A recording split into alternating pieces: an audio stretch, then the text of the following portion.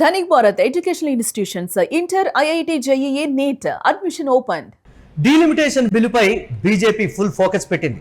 వర్షాకాల సమావేశాల్లో బిల్లు ఆమోదమే లక్ష్యంగా అడుగులు వేస్తోంది. జూలై 20 నుంచి పార్లమెంటు సమావేశాలు ప్రారంభం కానున్నాయి. డీలిమిటేషన్, మహిళా రిజర్వేషన్లకు 2/3 వంతు మెజారిటీ తప్పనిసరి. లోక్సభలో ఎన్డీఏకు అవసరమైన 360 మంది ఎంపీల మద్దతు అయితే కావాల్సినటువంటి పరిస్థితి ఉంది. మ్యాజిక్ ఫిగర్ కు కేవలం 6 సీట్ల దూరంలో బీజేపీ కూటమి ఉండిపోయింది. టార్గెట్ రీచ్ అయ్యేందుకు మిషన్ 360ని ప్రారంభించింది మోదీ సర్కార్. విపక్షాల మద్దతు కోసం జూలై 19న ఆల్ పార్టీ మీటింగ్ ఏర్పాటు చేయబోతోంది. ఏప్రిల్ ప్రత్యేక సమావేశాల్లో మెజారిటీ సాధించలేకపోయింది ఆ బిల్లు. సమావేశాలకు ముందే మద్దతు కూడగట్టేలా బీజేపీ వ్యూహాలు రచిస్తోంది. వారం రోజులుగా బీజేపీ అగ్రనాయకత్వం వరుస భేటీలు నిర్వహిస్తోంది. ఎంపీల మద్దతు కోసం కమలనాథులు ముమ్మరంగా కసరత్తు చేస్తున్నట్లుగా కూడా తెలుస్తోంది. దీనికి సంబంధించి పార్లమెంటు వర్షాకాల సమావేశాల్లో డీలిమిటేషన్ బిల్లును ఆమోదింపజేసుకోవడానికి బీజేపీ పావులు కదుపుతోంది అనే దానికన్నా నానా రకాల పాటలు పడుతోందన్నది కరెక్ట్ అయినటువంటి అంశం. జూలై 20న ప్రారంభం కాబోయేటువంటి సమావేశాలకు ముందే మద్దతు కూడగట్టేలా ప్లాన్ చేస్తోంది. దీనికి సంబంధించి డీలిమిటేషన్, మహిళా రిజర్వేషన్ బిల్లులకు 3/2 మెజారిటీ అయితే అవసరం. అందుకోసం ఎన్డీఏ సర్కార్కు 360 మంది ఎంపీల మద్దతు అయితే అవసరం. వారి మద్దతు సాధించాల్సినటువంటి పరిస్థితి ఉంది. అయితే ఈ మెజారిటీ మార్కుకు 6 సభ్యుల దూరంలో బీజేపీ ఉంది. ఏప్రిల్లో నిర్వహించినటువంటి ప్రత్యేక పార్లమెంట్ సమావేశాల్లో ఎన్డీఏ సర్కార్ ఈ బిల్లును ప్రవేశపెట్టినప్పటికీ మెజారిటీ సాధించడంలో విఫలమైంది. ఆ 6 సభ్యుల మద్దతును కూడగట్టేందుకు ఇప్పటికే ఆయా రాష్ట్రాల్లో దీనికి సంబంధించి కొన్ని పావులు కూడా కలుపుతోంది. ప్రాంతీయ పార్టీలు కావచ్చు, కాంగ్రెస్ పార్టీతో ఇండియా కూటమితో విభేదించినటువంటి పార్టీలు, పర్టికులర్ గా డిఎంకే లాంటి పార్టీల మద్దతుకు సంబంధించి భారతీయ జనతా పార్టీ కీలకంగా ముందడుగు వేస్తోంది. డిఎంకే నుంచి ఏమైనా స్పందన వస్తుందా, డిఎంకేతో సంప్రదింపులు జరపండి అని కూడా స్థానికంగా కొంతమంది దూతల్ని పంపినట్లుగా కూడా ఈ నేపథ్యంలో తెలుస్తోంది. డిఎంకేకు ఉన్నటువంటి సభ్యుల సంఖ్య 40 పైచిలకు. సో డెఫినెట్ గా అందులో ఉన్నటువంటి 6 మొత్తం మీద ఇచ్చినప్పటికీ కూడా ఈ బిల్లులు పాస్ అయ్యేటువంటి ఛాన్స్ అయితే పర్టికులర్ గా కనిపిస్తుంది. మరి మోడీ ప్లాన్ ఆయా రాష్ట్రాల్లో వర్కౌట్ అవుతుందా? ప్రస్తుతం మోడీ సర్కార్ మిషన్ 360 అయితే ప్రారంభించిందని అర్థమవుతోంది.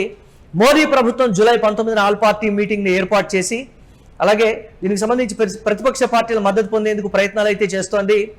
మరోవైపు వర్షాకాల సమావేశాలకు ముందు బీజేపీ వరుసగా సమావేశాలు అయితే నిర్వహిస్తోంది. గత వారం రోజులుగా బీజేపీ నాయకత్వం పలు కీలక సమావేశాలు అయితే నిర్వహించింది. ప్రధాని నరేంద్ర మోదీ నివాసంలో కూడా ఒక కీలక సమావేశం అయితే జరిగింది. ఈ సమావేశంలో పర్టికులర్ గా ఆ 6 ఎంపీల మద్దతు మనం కూడగట్టాలి. ఎట్టి పరిస్థితుల్లో ఈ 2 బిల్లులకు సంబంధించి మనం పాస్ చేయాలి. ప్రతిష్టాత్మకంగా తీసుకున్నటువంటి పరిస్థితి, రాజకీయంగా కూడా ఎంతో ఇబ్బందికరమైనటువంటి పరిస్థితుల్ని ప్రస్తుతం భారతీయ జనతా పార్టీ ఎదుర్కొంటుందని చెప్పాలి. ఒక్క 6 సభ్యుల దూరంలో 2 మేజర్ బిల్లులు అనేవి ఆగిపోయాయి. ప్రతిష్టాత్మకంగా తీసుకున్నటువంటి ఈ బిల్లు అయితే ఈ సమావేశానికి బీజేపీ జాతీయ అధ్యక్షుడు నితిన్ నవీన్, కేంద్ర హోంమంత్రి Amit Shah, organisation general secretary B L Santosh కూడా హాజరయ్యారు. లోక్సభలో మొత్తం 543 ఎంపీ స్థానాలు అయితే ఉన్నాయి.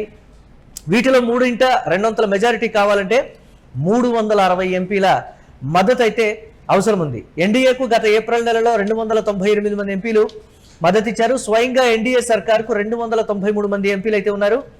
ఇప్పుడు టీఎంసీ రెబెల్ ఎంపీలు 20 మంది, డిఎంకేకి చెందిన 22 మంది ఎంపీల మద్దతు పొందగలిగితే డీలిమిటేషన్ బిల్లు మార్గం సుగమం అవుతుంది. అలవోకగా ఈ బిల్లులు పాస్ అవుతాయి. ఈ 2 పార్టీలు కూడా మద్దతు ఇస్తాయనేటువంటి వార్తలు అయితే వస్తున్నాయి. విభేదాలైన కారణం కావచ్చు, లేకపోతే కాంగ్రెస్ పార్టీ ఇంతకాలం మాతో లబ్ధి పొంది కేంద్రంలో గతంలో కూడా బిల్లులు పాస్ అవడానికి సంబంధించి మా మద్దతు పొంది మాకు వెన్నుపోటు పొడిచింది, ఈ ఒక్క అగైనెస్ట్ గా అయితే ఉన్నటువంటి సిచ్యువేషన్. కానీ ఇటు టీవీకేని ఇటు డిఎంకేని కూడా ఇండియా కూటమిలో సమాన ప్రాతిపదికన తీసుకోవాలి, అదేవిధంగా ఉండాలి. రాజకీయంగా మనం భారతీయ జనతా పార్టీని ఎదుర్కోవాలి అంటే ఈ ఐకమత్యం కావాలి అని రకరకాలైనటువంటి వార్తలు వచ్చినప్పటికీ ఈసారి డిఎంకే ఎంపీలు మాత్రం న్యూట్రల్ గా ఉండబోతున్నారు. లేదా డెఫినెట్ గా భారతీయ జనతా పార్టీకి మద్దతు ఇస్తారా, లేకపోతే కాంగ్రెస్ పార్టీ వైపు ఉంటారా, లేకపోతే స్తబ్దుగా ఉంటారా? ఇది పర్టికులర్ గా ప్రధానమైనటువంటి అంశం. అలాగే మరోవైపు మనం చూస్తే ఉద్ధవ్ ఠాక్రేకు చెందినటువంటి 9 మంది ఎంపీలు 6 ఇటీవలే షిండే శివసేనలో చేరడం, శరద్ పవార్కి చెందినటువంటి 8 మంది ఎంపీలు కూడా మద్దతు ఇస్తున్నట్టు ఇటీవల సుప్రియా సూలే చేసినటువంటి వ్యాఖ్యలు కూడా బలాన్ని చేకూరుస్తున్నాయి. ఇక ఉద్ధవ్ పార్టీకి మిగిలినటువంటి ముగ్గురు ఎంపీలు కూడా మద్దతు ఇచ్చేటువంటి అవకాశం స్పష్టంగా కనిపిస్తోంది అనేటువంటి మాట. ఉద్ధవ్ ఠాకరేకి చెందినటువంటి శివసేన బాగా వీక్ అయిపోయింది. నాయకత్వాలేమి కావచ్చు, నాయకుడి కంట్రోల్లో పార్టీ నేతలు ఎవరూ లేరని చెప్పడానికి ఆ ముగ్గురు ఎంపీలే పర్టికులర్గా సాక్ష్యంగా కనిపిస్తోంది. ఆ పార్టీ కీలక నేత సంజయ్ రౌత్ మాట్లాడుతూ అవసరమైన సవరణలు చేస్తే మద్దతు ఇచ్చే అంశాన్ని పరిశీలిస్తాం, ఇక్కడే అంగీకారం తెలిపారు అనేటువంటి ఒక మాట కూడా చెప్తూ ఉన్నారు. దీంతో 360 మ్యాజిక్ ఫిగర్ కు మరో ముగ్గురు ఎంపీల దూరంలో ప్రధానంగా ఉండిపోయింది. ఇక ఎంపీల మద్దతు కూడగట్టేందుకు బీజేపీ నాయకత్వం చురుగ్గా పనిచేస్తోందని చెప్పాలి. హోంమంత్రి అమిత్ షా యూపీ సీఎం యోగి ఆదిత్యనాథ్తో భేటీ అయ్యారు. మరోవైపు Maharashtra deputy CM Eknath Shinde, CM Devendra Fadnavis, Shinde వర్గంలో చేరినటువంటి 6 ఎంపీలతో విడివిడిగా సమావేశమయ్యారు. ఎట్టి పరిస్థితుల్లో ఈ 2 కీలక బిల్లుల్ని ఆమోదింపజేసుకోవాలి అనేటువంటి మాట. గతంలో ఎదురైనటువంటి పరాభవం కావచ్చు, భారతీయ జనతా పార్టీ వీక్ అయిపోతోంది, ఎక్కడా కూడా దీనికి సంబంధించి బలం తగ్గిపోతుంది అనేటువంటి విమర్శలకి అవేమీ లేదు, మేం బలంగా ఉన్నాం, మేము తలుచుకుంటే బిల్లుల్ని ఈజీగా పాస్ చేయగలమని ఈసారి డెఫినెట్గా నిరూపించాలనేటువంటి కృతనిశ్చయంతో అయితే భారతీయ జనతా పార్టీ ఉంది. చూడాలి ప్రాంతీయ పార్టీలలో ఉన్నటువంటి చీలికలు భారతీయ జనతా పార్టీకి అనుకూలంగా మారతాయా లేదా అనేది.